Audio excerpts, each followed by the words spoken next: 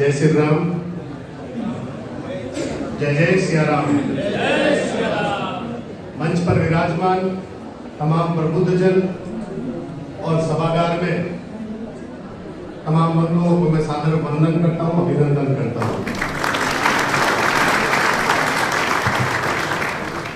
राजा बलि के दौर में जब दैत्य, राक्षस और दानवों का आतंक बढ़ गया था, उस समय जिस प्रकार से भगवान वरुण भगवान के कहने से, विष्णु भगवान के कहने से समुद्र मंथन करके अमृत और जहर को अलग किया गया था, उसी प्रकार मैं आयोजकों को धन्यवाद देना चाहता हूं कि आजादी के इस 75 वर्ष बाद अमृत काल के इस कालखंड में भी कई लोगों को आजादी बच नहीं रही है। कई लोगों को सनातन के ऊपर अपना हमला करने से वो बाज नहीं आ रहे हैं।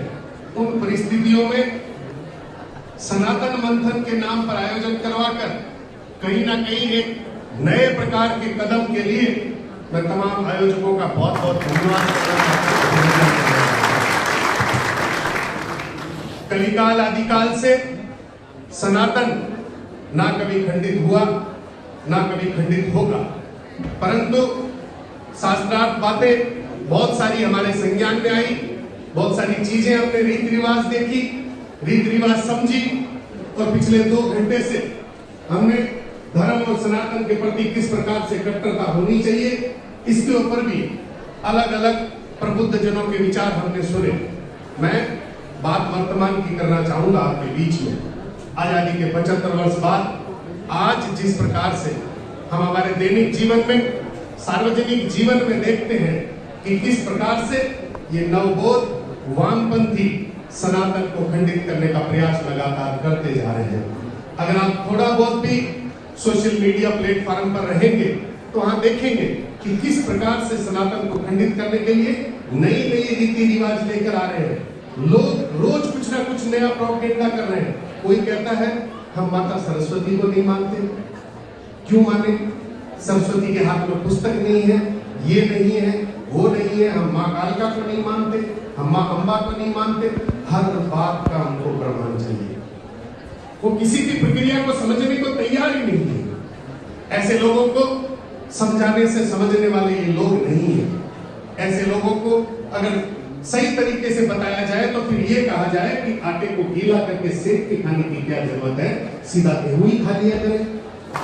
इसकी प्रक्रिया को समझाने अगर जाएंगे तो प्रमाण मांगेंगे, और प्रमाण मांगते मांगते कल परसों में देख रहा था कि किस प्रकार से एक 20-22 साल की एक बच्ची है जिसने अपनी शादी का कार्ड जो है वो ट्विटर पे ट्वीट किया और लिखा कि ना फेरों से ना बंधनों से ये शादी होगी संविधान की सौगंध से। अरे कैसे संविधान की सौगंध? शादी का मूल मंत्र जानते हैं। शादी जो परिणय बंधन है जिसमें अग्नि को साक्षी माना जाता है, हवा पानी और तमाम व्यवस्थाओं को साक्षी मानकर ये शास्त्रों के अंदर जिस प्रकार से व्यवस्था करी गई थी उसको संविधान से मानने का प्रयास कर रहे हैं हम। ये सनातन को खंडित करने के स्पॉन्सर्ड प्रोपेगेंडा है। सनातन को खंडित करने का प्रयास कर रहे हैं, सनातन को चोट करने का प्रयास कर रहे हैं। मैं 2 दिन पहले राजस्थान के झुंझुनू में वर्तमान में जो एसपी है देवेंद्र बिश्नोई जी, उनका वक्तव्य सुन रहा था और सुनते सुनते मुझे इस बात की चिंता भी हुई। वो कह रहे थे कि मैं एसपी की पोस्ट पे और लगातार ऑन एन एवरेज रोज के 2-3 किस्से मेरे पास ऐसे आते हैं जिसमें 20 साल की लड़की एक लड़के के साथ आती है और कहती है कि मुझे मेरे घर वालों के साथ नहीं रहना है और मुझे मेरी जान का खतरा है, तो मुझे सुरक्षा दी जाए। हम समझाते हैं 18 वर्ष तक जो लड़की अपने माँ बाप के साथ रही वो 19वें वर्ष में कहती है कि मुझे मेरी माँ बाप के साथ नहीं रहना है। रहना तो छोड़िए, मिलना भी नहीं है, और कानून का हवाला देते हुए हमसे सुरक्षा मांग करती है। अभी थोड़ी देर पहले बहन ने जिक्र किया था, उसी बात के अंदर मैं कुछ पॉइंट्स जोड़ते हुए बताना चाहता हूँ। मेरी माताओं की संख्या यहाँ कम है, लेकिन मैं कहना चाहता हूँ भाइयों से कि घर जाके अपनी पत्नी अपनी बहनों के बात जरूर कहिएगा कि आजकल शिक्षा भी बिकाऊ हो चुकी है। शिक्षा आपकी आने वाली भावी पीढ़ी को बचा नहीं सकती। अगर भावी पीढ़ी को सनातन की व्यवस्था से बचाना है तो आपको खुद को बचाना है। और उन संस्कारों की पहला विद्यालय अगर कोई है तो आपका चूल्हा है। आजकल जिसको हम गैस का नाम दे सकते हैं, संस्कार वहीं से शुरू होंगे। आपको याद होगा हम लोगों में से काफी लोग ऐसे होंगे जो कच्चे घरों में रहे हैं, कच्चा चूल्हा हुआ करता था और चूल्हे के किनारे बैठ के रोटी का इंतजार करते थे और जल्दबाजी करते थे। तब माता हमें टोकती थी और कहती थी 10 मिनट रुक जाओ, पहली रोटी गाय की निकलेगी, दूसरी रोटी सूर्य भगवान को निकलेगी, तीसरी रोटी कुत्तों को और इनको निकलेगी। आज क्या हो रहा है? आज हर चीज के ऊपर तर्क और कुतर्क हो रहा है। मैं मेरी माताओं, बहनों और भाइयों को कहना चाहता हूं कि आज भी परंपरा वही है। हमारे संस्कार हमारे चूल्हे से शुरू होंगे और बड़े खेद के साथ बताना चाहता हूं, नई बात है, हो सकता है इसमें भी कोई कुतर्क हो जाए, लेकिन आपके घर का जो चौका है, जहां पर हम जनरली तिलक करते हैं, जब हमारे घर में कोई अतिथि आता है तो उसको रवाना करते हैं, घर के सदस्यों को जब बाहर जाना होता है तब तिलक करते हैं। आंगन का जो चौका है, चूल्हे और चौके के बीच में मुश्किल से 10-15 फीट की दूरी होती है, 25 फीट की दूरी होती है। आपको बताना चाहूंगा कि संस्कारों के दिन चूल्हे से चौके तक की है।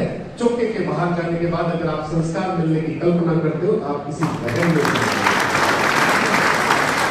कोई भी शिक्षा के नाम पर आपके बच्चों को मजबूत नहीं कर सकता सिवाय उस चूल्हे और चौके का। ठाकर जो है, चूल्हे की ठाकर आपकी माँ, घर के अंदर जो चूल्हा में रोटी बना के देती है वो, और चौके का ठाकर उस घर का मुखिया। और आज चूल्हे और चौके के ठाकर की चलनी भी कम हो गई है, इसलिए 18-18, 20-20 साल की बच्चियां थाने में जाकर कहती है कि माँ बाप से खतरा है। इस व्यवस्था को समझने की जरूरत है, इस परंपरा को समझने की जरूरत है। छोटे से छोटे बच्चे से जब हम इन सारी व्यवस्थाओं को समझाएंगे, बुझाएंगे, तभी जाकर हमारी भावी पीढ़ी मजबूत हो सकती है। देखिए, अलग अलग लोगों के अलग अलग विचार हो सकते हैं।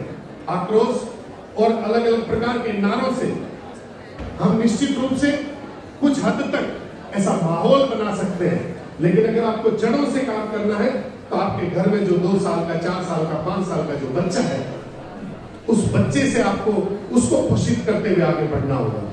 उसको पोषित करते हुए जब आगे बढ़ेंगे तभी हम इस सनातन व्यवस्था को और सनातन मंथन के नाम पर जो ये यात्रा आदरणीय आशुतोष जी और कबीर जी भाई साहब और राहुल जी भाई साहब जो और महाराज जी के सानिध्य में जिस प्रकार से यात्रा चल रही है, इस यात्रा को मजबूत करने की जरूरत है। ये यात्रा मजबूत होगी, हमारी भावी पीढ़ी मजबूत होगी। बहुत सारे हमारे प्रबुद्धजन कह चुके हैं, बहुत ज्यादा कहने वाले हैं।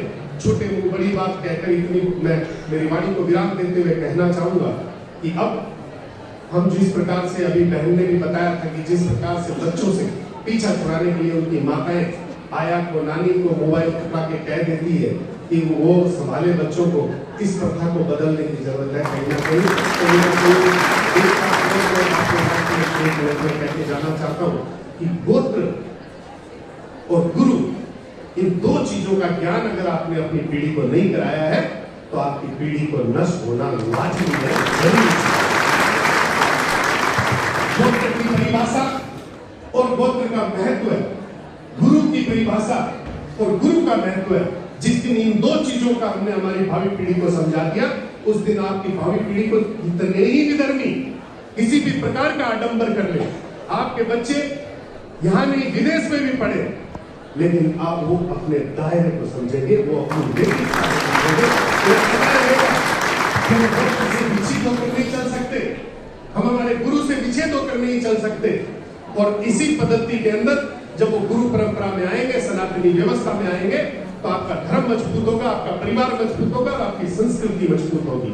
इन चीजों के ऊपर विचार करने की जरूरत है।